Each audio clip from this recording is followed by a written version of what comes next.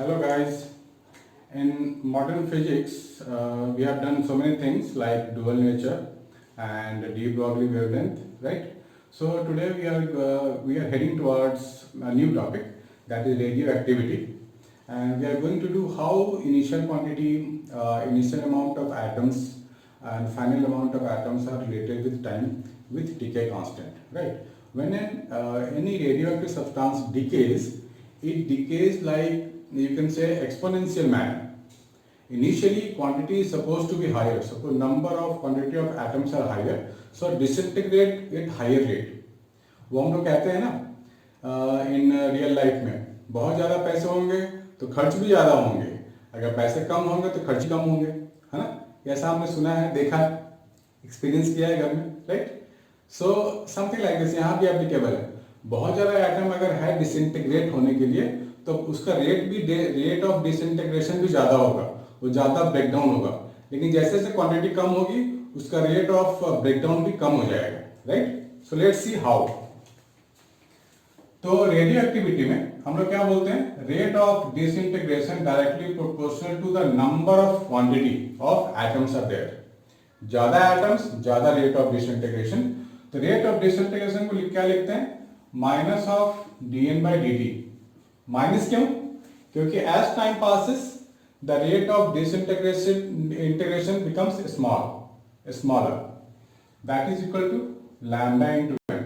Lambda को हम लोग क्या बोलते हैं, डीके कांस्टेंट बोलते हैं, डीके कांस्टेंट। सो इसको अगर डिफरेंशिएट करें हम लोग, सॉरी इंटीग्रेट करें, dN/n is equal to lambda dt with minus sign, इसे इंटीग्रेट कर दो। इनिशियल t0 पे हमारे पास मैक्सिमम क्वांटिटी है, n नॉट को डिनोट कर देता है maximum quantity. After some time t the quantity left is let it be n। Now dN/n जो हमारे पास है वो क्या है, सिंपल इंटीग्रेशन है, इसका फंक्शन होता है log। तो क्या लिखेंगे हम लोग, ln n lower limit upper limit is equal to minus of lambda T, right?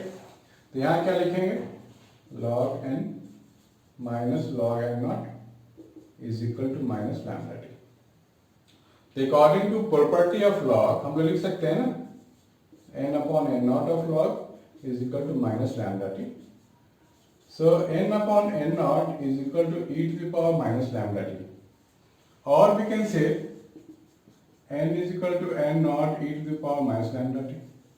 So this is the final expression we can say. Well, n is called final things which we are left, right? n naught initial quantity and t is time, right? तो यहीं से half life भी निकल के आया है। तो formula आप याद कर लो, हाफ लाइफ ये फॉर्मूला आप याद कर लो। Derivation for NEET exams we don't, और any competitive exams we don't need the derivation. हाँ, जेई के लिए डेरिवेशन जरूरी होता है क्योंकि कोई सा भी स्टेप्स का यूज करने को आ सकता है। नीट एग्जाम के लिए आप ये फाइनल फॉर्मूला याद रखो और टी हाफ भी याद रखो, 0.693 upon lambda, right? School exam और जेई एग्जाम के सारे याद होने चाहिए, नीट वाले बच्चों के लिए फॉर्मूले याद होने चाहिए, इस पे क्वेश्चंस करने वाले हैं हम लोग, राइट? तो ये काफी इंपॉर्टेंट है, note it down and in case of doubt don't hesitate to send me your doubts. Thank you.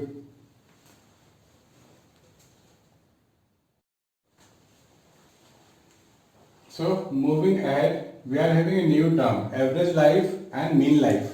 तो average life क्या होता है बच्चों? It is the ratio of total combined age of all nuclei to the number of nuclei present in the sample, है ना? Combined age of all nuclei मतलब ये nuclei है, न्यूक्लियस है, तो हम लोग बात कर रहे हैं combined age of all nuclei. ऐसे ऐसे बहुत सारे न्यूक्लियस होंगे, सबका कंबाइंड एज ले लो और डिवाइड कर दो to the number of nuclei present in the sample. Got it? तो बेसिक फॉर्मूला इसका यही है, 1/लैम्डा। इसको आप ध्यान में रखना, इससे छोटे मोटे क्वेश्चंस आ सकते हैं कभी भी, या फिर इसको डिफाइन किया जा सकता है, इसमें 4 ऑप्शन बना के कोई भी क्वेश्चन बना के आपको दे देंगे। सबसे इंपॉर्टेंट चीज है अल्फा डीके और बीटा डीके को समझना। तो अल्फा डीके में क्या होता है, alpha decay is nothing but helium particle और beta decay means just like electron. For example, अगर मेरे पास कोई एलिमेंट है having atomic number A Z and mass number A, तो अगर बोला जाएगा अल्फा डीके हो रहा है, अल्फा डीके होने का मतलब है यहां से ये न्यूक्लियस निकल जाएगा। कौन सा न्यूक्लियस, सॉरी, यहां से ये अल्फा पार्टिकल मींस हीलियम निकल जाएगा। हीलियम निकल जाएगा तो ये कोई नया कंपाउंड नया एलिमेंट बनने वाला है, नया आइटम बनने वाला है वाई प्लस हीलियम। हीलियम क्या होगा, 2He4। 2 क्या है, एटॉमिक नंबर। तो ये जो वाई बनेगा उसका एटॉमिक नंबर एक से 2 क्वांटिटी में कम होगा, 2 नंबर में कम होगा, दैट मीन्स Z-2। यहां मास नंबर 4 है तो इस x वाले से मास नंबर तुम्हें -4 कर देना है फॉर एलिमेंट y, राइट। तो ये जो हमारे पास बना y, इसके एटॉमिक नंबर मास नंबर 2 और 4 से कम होगा रिस्पेक्टिवली। और अगर हम बीटा की बात करें, बीटा डीके, तो इससे क्या होगा, मान लो ये Z बनता होगा प्लस -1 बीटा 0, मतलब मास नंबर में फर्क नहीं है। यहां से 0 निकला तो ऑब्वियसली A का A रहेगा, लेकिन यहां से -1 कम हो गया, तो इसका मतलब क्या हुआ कि हमारे को यहाँ +1 करना पड़ेगा।